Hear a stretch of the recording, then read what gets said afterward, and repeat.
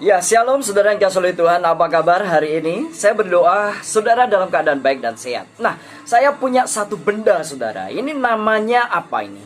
Dalam bahasa Jawa namanya colokan ya, atau dalam bahasa perlistrikan, dunia listrik ini namanya steker ya.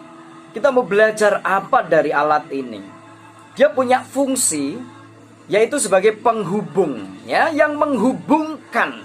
Nah, ketika steker ini masuk di dalam colokan listrik yang sudah disiapkan baik di dinding ataupun di sambungan, maka semua benda yang terhubung dengan steker atau colokan ini dia akan menghasilkan tenaga ya. Listrik, lampu bisa menyala, mixer blender begitu ya, atau TV, kulkas, AC, semua benda termasuk handphone, gadget ya. Untuk colokan ini begitu terhubung maka baterainya terisi. Maka saudara yang kasih oleh Tuhan, belajar dari steker, belajar dari colokan ini, kita ingat bahwa ada penghubung yang menghubungkan kita manusia berdosa dengan Allah Bapa, Bapa yang penuh kasih. Dia adalah Yesus Kristus. Dia menjadi penghubung sejati. Kita orang berdosa yang tadinya terpisah jauh dari Bapa yang menciptakan kita, maka Yesus turun ke dunia menghubungkan kita untuk kembali kepada Bapa.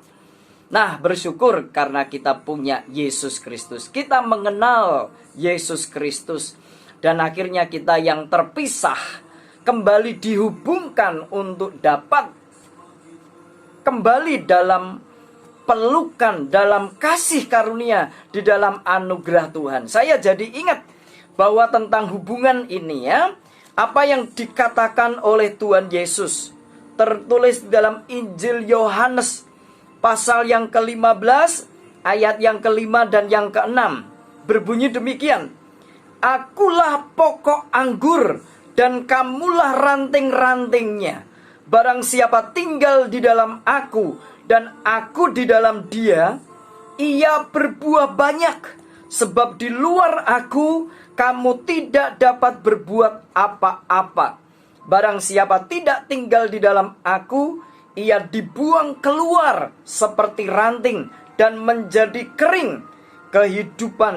Kemudian dikumpulkan orang dan dicampakkan ke dalam api lalu dibakar. Nah, saudara yang kasih oleh Tuhan, mari kita belajar untuk terus terhubung dengan Yesus Kristus, terhubung dengan kasih karunia, terhubung dengan anugerah, terhubung dengan kuasa yang maha kuasa, kuasa Allah Bapa kita.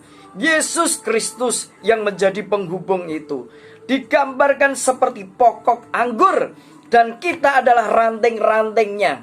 Ketika kita menempel pada pokok anggur ini, maka kita ranting-rantingnya dapat menghasilkan buah dan kita dapat mengerjakan banyak hal. Maka saudara yang kasih oleh Tuhan, jangan terputus, jangan terpisah dengan pokok anggur.